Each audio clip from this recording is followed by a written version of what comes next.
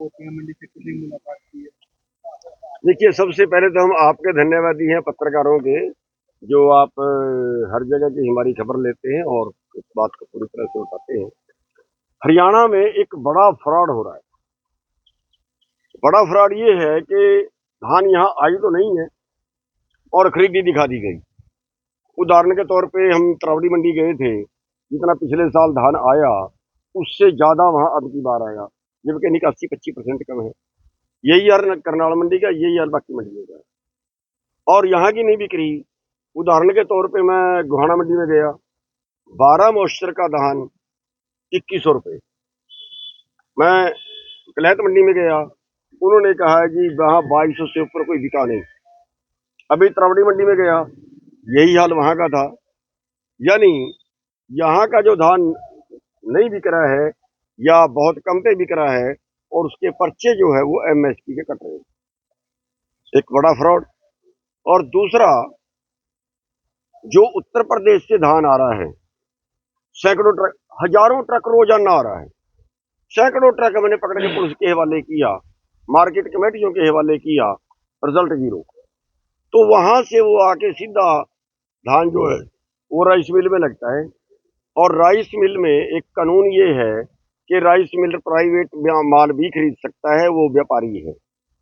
और लेकिन उसको दोनों धान, सरकार वाला और वो जो प्राइवेट खरीदता है, वो अलग अलग रखने होते हैं। तो उसको 14 दिन के अंदर मार्केट कमेटी को सूचित करना होता है कि मैंने कितना धान प्राइवेट खरीदा। केवल एक ही सोर्स है मार्केट के पास या प्रशासन के पास कि उसने कितना धान खरीदा, जिसकी सूचना वो खुद देगा 14 दिन के। वो क्या करता है, सूचना देने की जरूरत नहीं है। वो क्या करता है, वहां से जो उत्तर प्रदेश से माल धान आया, वो उसने किसी मंडी से दिखाया, वो कहता है कि मैं तो 1 नंबर का खरीद के ले रहा हूँ, अगर पकड़ा जाए। और ना पकड़ा जाए तो सीधा राइस मिल में उसने उतारा और उसको उसी धान में लगा दिया या जो धान सरकार से कूटने के लिए आया है, और जो उसके कागज थे वो उसने नष्ट कर दिए। फिर अब क्या चाह रहे हैं, अब क्या करना चाह रहे हैं? मैं थोड़ा सा बता तो दूं, जो कागज नष्ट कर दिए उसके बाद उनके पास कोई तरीका नहीं है कि ये उत्तर प्रदेश का धान है। और यहां से उस धान को, जो जाली पोर्टल है, जो पॉपुलर की जमीन में या जो गन्ने वाले खेत का पॉपुलर जीरी में दिखा, उसमें जीरी में दिखा दिया पोर्टल, या जो खाली जमीनें हैं, जैसे कोई कहीं कॉलोनी कटकी, कहीं नदियों की जमीन है, उनका पोर्टल दिखा दिया। वो सारे गिरोह पैदा हो गए हैं और वो जाली पोर्टल पे उसको बिका दिखा के वो सीधा 1 नंबर में उनका हो जाता है। यहाँ के किसान का धान नहीं बिकता, जो बड़ा फराड है वहां से 1600 में बिक रहा है, खरीद रहे हैं। तो इसकी सीबीआई से जांच होनी चाहिए और इसमें जो भी अधिकारी फंसे उसको रगड़ देना चाहिए और राइस मिल के लाइसेंस कैंसिल करने चाहिए। तो इसकी हम सीबीआई से जांच की मांग करते हैं।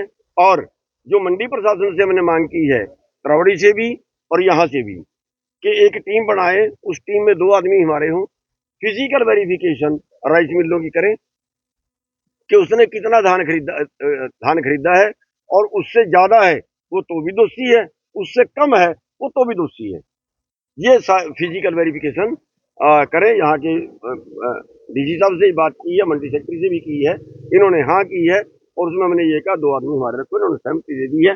अब उस पर कार्रवाई आगे। मंडियां बंद हैं, लगातार मंडियां बंद की हुई हैं। हाँ, मंडियां बंद है, उसके लिए बात की है। तो ये कह रहे हैं कि बहुत ज्यादा धान यहाँ पे हो गया है, जो उठ नहीं रहा है। और दूसरा, अब जो ये कह रहे हैं, अब जो एक और गंडासा यहाँ के किसान के ऊपर चलेगा, वो ये है कि हमें ये डाउट है कि ये जो यहाँ के किसान हैं, ये नकली धान ला रहे हैं। जो इनकी जुबानी है, डीसी साहब से मैंने बात की थी कि अब जो यहाँ के किसान हैं, हमें डाउट ये है कि इनका सारा धान बिक चुका है, अब ये कहीं और से ला रहे हैं। ठीक है, तो यानी एक और मार यहीं के किसानों की। तो हम ये कहते हैं कि बिल्कुल ये आपके जो है वो गलत सिस्टम है। जो यहाँ का किसान ला रहा है, यहाँ के तो आदमी की जुबान से पता चल जाता है, आदमी खेत से पता चल जाता है, उनको रोक क्यों रखा है? अब ट्राली भरी किसी की खड़ी है, वो खराब हो जाएगी, तो उसके लिए कह रहे हैं बिना पोर्टल के हम एंट्री नहीं करने देते मंडी में। पोर्टल तो उनके हैं, और यहाँ के किसानों का तो पोर्टल वाले भी रोक दिए ना। यहाँ के जो किसान हैं, लोकल किसान, उनके पोर्टल वाले भी रोक दिए कि पोर्टल तो है पर तेरी जीरी नहीं है। ठीक है। और जो उत्तर प्रदेश के हैं उनका पोर्टल नहीं है, उनकी जीरी भी नहीं है, जाली पोर्टल पे वहां से आके बिक गई। वही तो एक फ्रॉड है। पिछले साल से ज्यादा उत्पादन कैसे हो गया? निकासी तो 25% कम है, उससे ज्यादा उत्पादन कैसे हो गया? बड़ी हैरानी की बात है।